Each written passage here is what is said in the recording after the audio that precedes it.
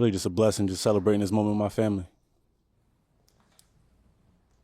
Abdul, I'm sure you dealt with these at Penn State too.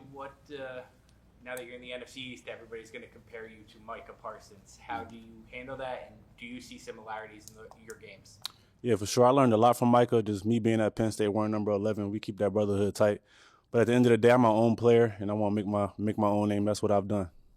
What do you think about getting to play against him? Yeah, it's gonna be dope. Seeing him twice a year.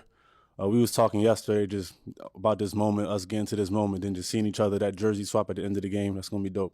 Before or after you got drafted? That was you're saying after? Just during the whole process. Before I got drafted, after I talked to him. So yeah. Did you hear from him after you got drafted by the Yes, Giants? sir. Yes, sir.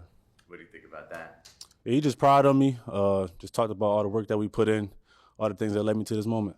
Did you hear from another Penn State star in the NFC East? Did you hear from Saquon about being here? No, not yet. Yeah, for sure. I met him a couple times. Yeah. Have you thought about numbers yet? There's a couple of numbers that are already retired that you would probably be eyeing. We're still in the process of that, but we'll see what happens. Which one would you prefer? Do you know? We'll see what happens. For the Giants fans that don't know you, what kind of player are they getting here in New York? Just an exciting player, a fun player. I like to get the crowd involved, get the crowd hype on third downs, get my best pass rush, make that big explosive play, just 100% effort, my energy. I'm bringing everything. You said you had a dream when you were 12 or 13 that you were going to be a Giant. Do you remember what your reaction was when that dream happened? Like, whoa, like. Yeah, it's kind of like, is this really going to happen? Then me being here is like, I feel like everything happens for a reason, and me having that dream, everything happens for a reason. I feel like this is where I was meant to be. Did you think about that when you got the call? Did you think like, oh my gosh, this is really happening? Like, what was that like? Yeah, definitely. All the emotions definitely hit me when I hugged my mom, hugged my dad, my aunt. Like all the people that really helped me get to this moment, it definitely hit me. Yeah. What happened in that dream? Was it your first game? Were you in the Super Bowl? No, it was just like I don't remember the exact pick, but I remember like seeing the screen and like my name on it. So yeah, it's hard to believe, but it is true. Abdul, is there anything in your game that maybe you think you need to improve on at this level? Yeah, I feel like I'm just getting started. It's my first year in a new position. Just all the technical stuff. I feel like I can improve in all the areas of my game. Can you describe that transition? Like, what made you go from being like an off-ball linebacker to switching to edge this year? Yeah, just knowing how dominant I could be, and my coaches took me on. They trusted me. I just told them, like, I feel like it'd be most helpful for the team and for myself, just switching positions, being on the edge, just doing what I do best, playing fast, playing free, and it all worked out. So you went to them to make the change? Yes, sir. Yeah. What's your relationship like with defensive coordinator Shane Bowen and some of the other defensive guys? Yeah, I got to talk to him a lot throughout the process. It's really just me getting to know them as a person, getting to know them as men. Then me being here, I'm going to get to work with them more, get to know them more, and we're just going to hit the field running. What was your level of excitement like last night when they traded back up to take Jackson so they get you and him in the first round? Yeah, it was dope. I'm a big fan of Jackson. I played against him in the Peach Bowl where he's at Ole Miss.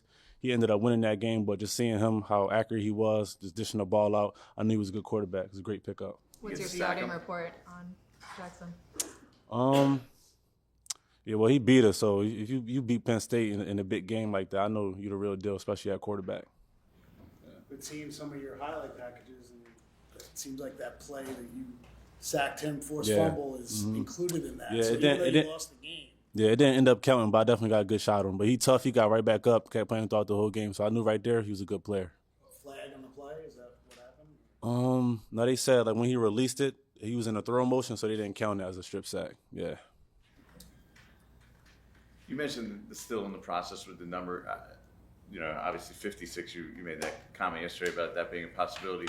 Do you know Lawrence, or have you talked to him at all? And if yet not, like, what do you expect from that? Like, how much do you look forward to actually getting a chance to know him and meet him? I haven't met him yet, but I feel like eventually I will. But he's the greatest football player of all time. Somebody I look up to.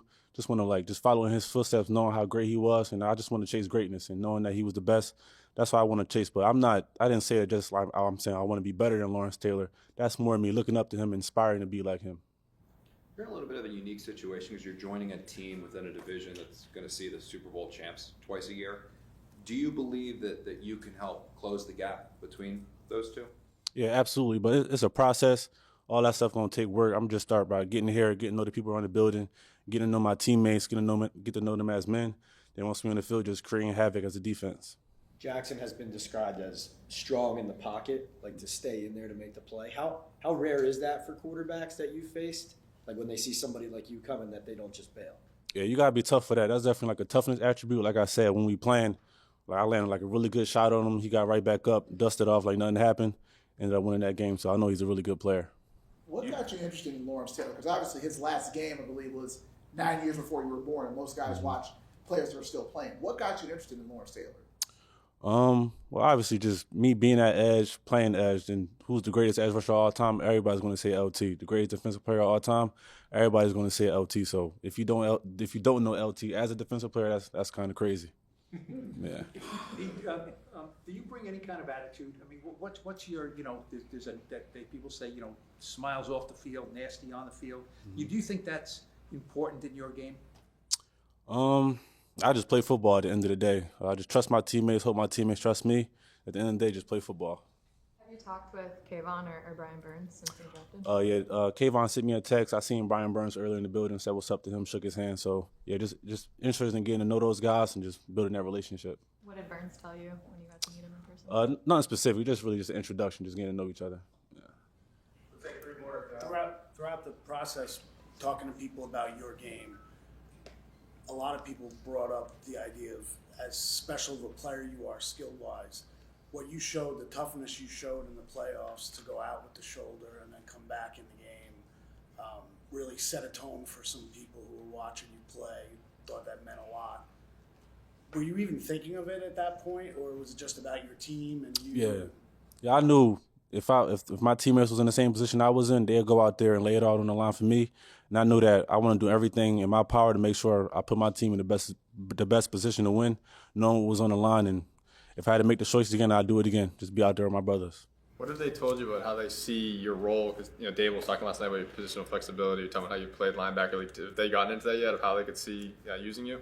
Yeah, we talked just a little bit while my visits here. But wherever my coaches need me to play, that's where I'm gonna play. What are you looking forward to most about being in New York?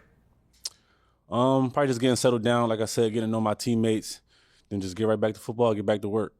Are you physically ready? Are you physically ready to be in the rookie mini camps and all those things? Yes, sir. I'm ready to go.